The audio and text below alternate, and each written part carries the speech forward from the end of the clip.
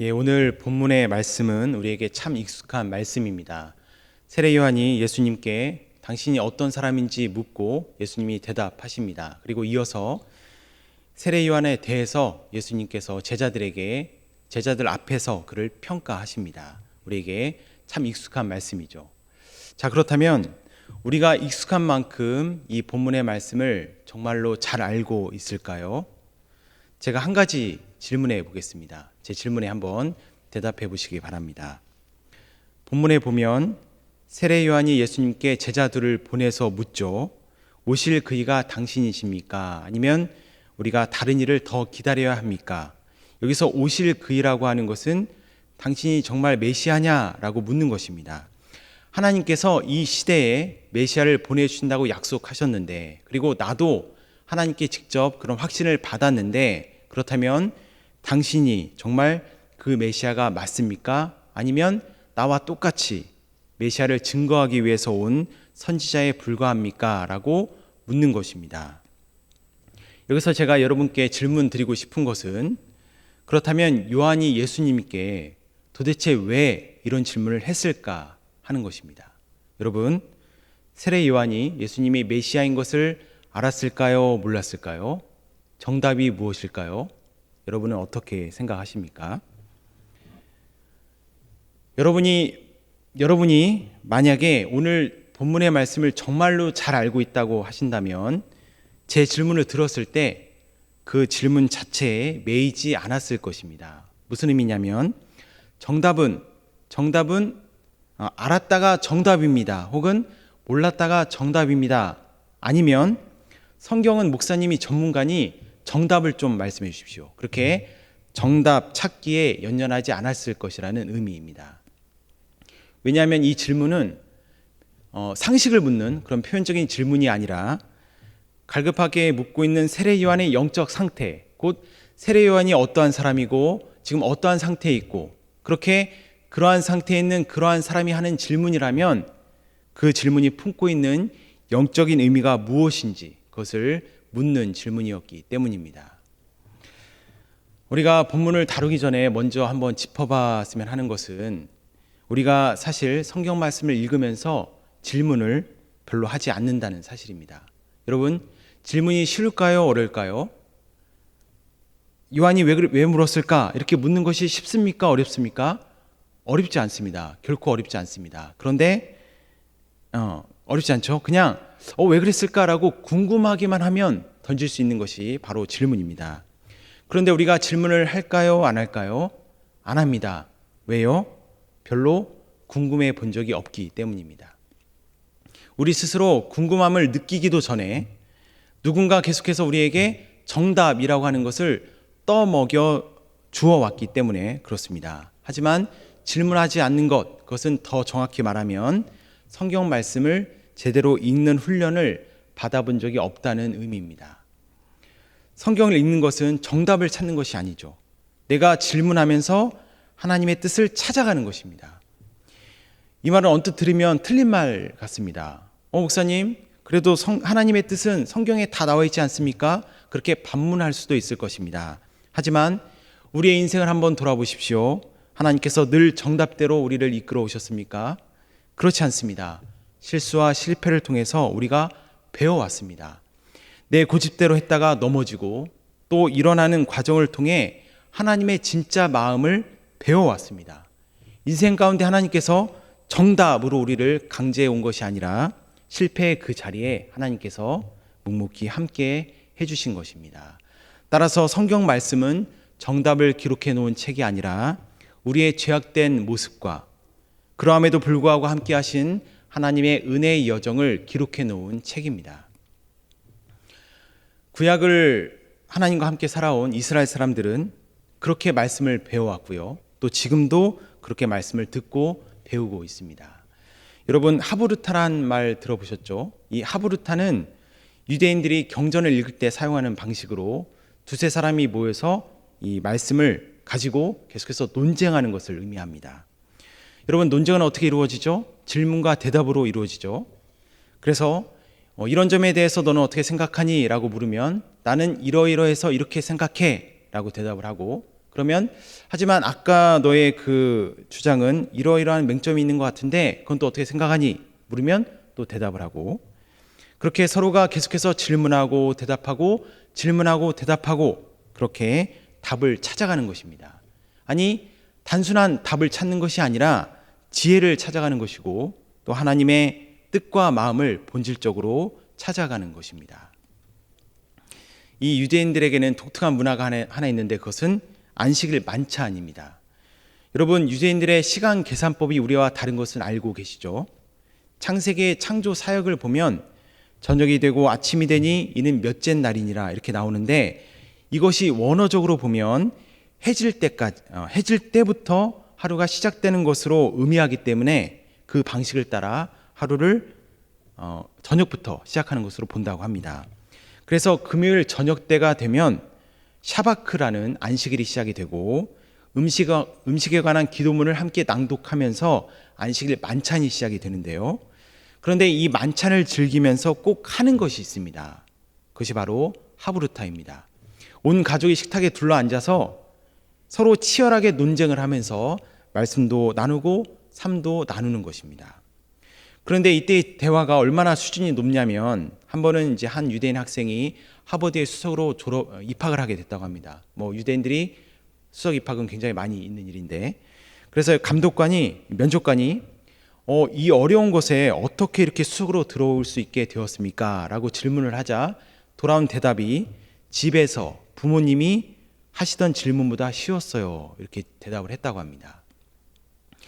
성경 말씀을 그렇게 질문하며 읽던 교육법이 이제는 일상이 되어서 유대인들의 전 교육 과정은 질문을 주고받고 대답하는 방식으로 이루어져 있고요. 우리나라에도 몇 년 전에 이렇게 들어온 것으로 알고 있습니다. 여러분, 유대인들도 성경 말씀을 그렇게 읽었다고 한다면 당연히 우리도 어떻게 읽어야 하겠습니까? 우리도 질문하며 읽어야 합니다. 정답을 찾기 위한 질문이 아니라 지혜를 찾고 하나님을 찾기 위해서, 하나님을 만나기 위해서 우리는 계속해서 질문해야 하는 것입니다.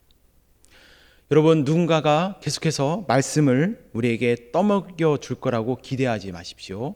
성경 말씀은 내가 코람데오, 바로 하나님 앞에서 1:1로 씨름하며 먹어야 합니다. 그래야 그 말씀이 진짜 나의 말씀이 될 수 있습니다. 그러기 위해서 우리가 하는 것이 질문입니다. 처음에는 표면적인 질문을 하겠지만 그 질문이 점점 내면적인 질문으로 변해가야 합니다. 처음에는 사실 자체가 궁금해서 질문할 것입니다. 하지만 우리의 신앙이 깊어지면서 이제는 나의 본질적인 어떤 죄의 문제, 성품의 문제, 또 나의 어떤 인생의 문제를 하나님께 묻는 것입니다. 그리고 결국에는 여러분, 하나님의 마음을 우리가 알아야 하지 않겠습니까? 바로 그 하나님의 마음을 우리가 계속해서 묻는 것입니다. 기도도 마찬가지입니다. 기도도 질문입니다. 우리는 기도하면 그냥 일방적으로 내 어떤 소원을 아뢰고 내 뜻을 하나님께 관철시키는 것을 떠올리겠지만, 그리고 실제로 그렇게 기도해 왔지만, 그런데 여러분, 우리가 소원하는 그 모든 것들이 진짜 하나님의 뜻인지 여러분은 확신할 수 있습니까? 처음에는 구하죠. 하지만 그 다음은 듣는 것입니다. 이때도 그냥 넉놓고 하나님이 필요하면 말씀해 주시겠지 하는 것이 아니라 적극적으로 하나님의 뜻을 구하며 계속해서 질문해야 우리가 들을 수 있습니다. 그렇게 먼저 하나님께 부지런히 질문하는 우리가 되었으면 좋겠습니다.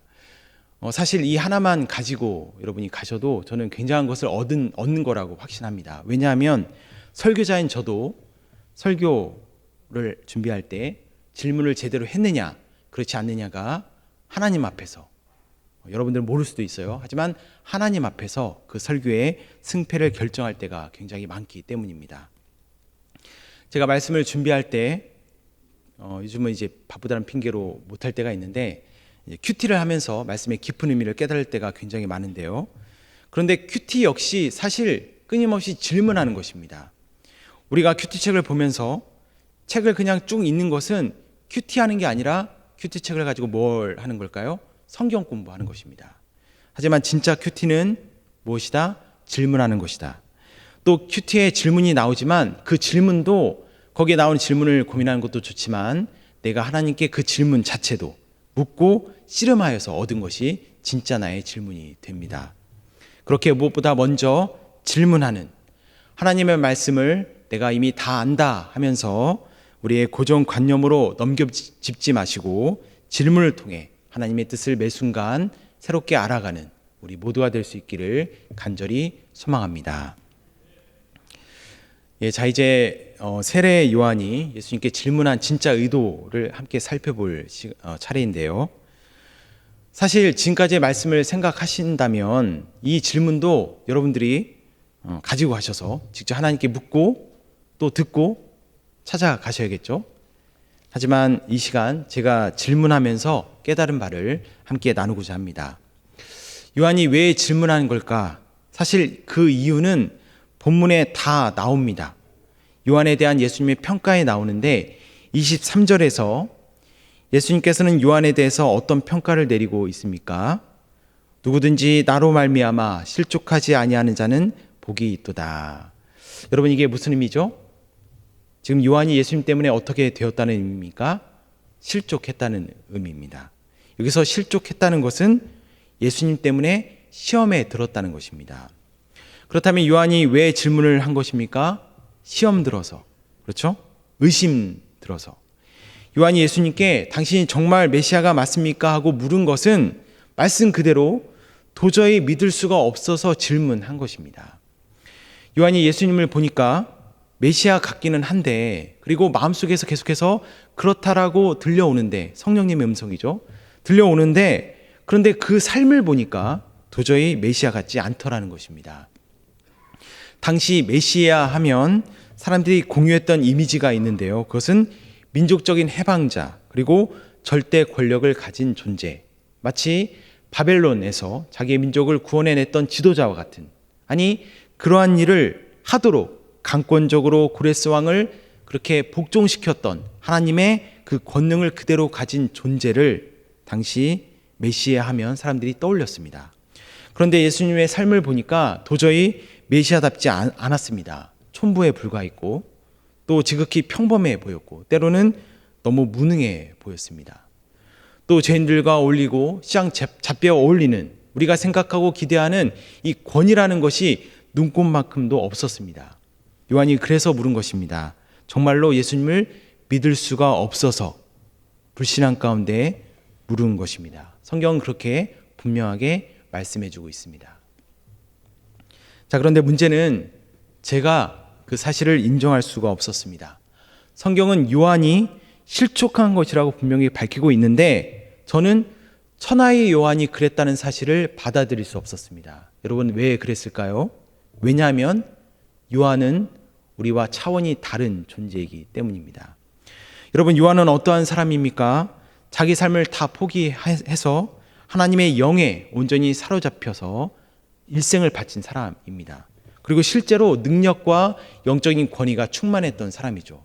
우리랑 비교할 수 없는 존재, 또 같은 하나님의 종이라고 하지만 너무나 초라해지고 부끄러운 존재, 바로 요한입니다. 그렇다면 여러분, 그 정도라면 당연히 모르면 안 되죠. 당연히 알고 있어야 합니다. 여러분, 그렇지 않습니까? 우리는 모를 수 있습니다. 우리는 모르는 것이 정상이죠. 하지만 적어도 세례 요한만큼은 분명히 알고 있어야 합니다. 따라서 요한에 대한 이 평가를 제가 읽으면서 받아들일 수 없었습니다. 하지만 정확한 평가는 우리가 내리는 것이 아니죠. 예수님이 그렇다면 그런 것입니다. 예수님의 분명한 평가는 무엇입니까? 아무리 대단한 사람 요한도 실족한다는 것입니다. 자, 그렇다면 이 말씀이, 이 사실이 말해주는 것이 무엇일까요? 사람은 사람일 뿐이다, 이런 어떤 만고불변의 진리를 말해주고 있습니까? 물론 그럴 수도 있습니다. 하지만 여기에는 더 중요한 의미가 있습니다. 그것은 오실 그이라는 이 말에 함축되어 있습니다.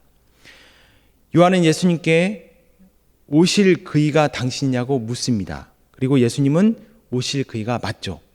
예수님께서는 세상에 메시아로 오셨습니다.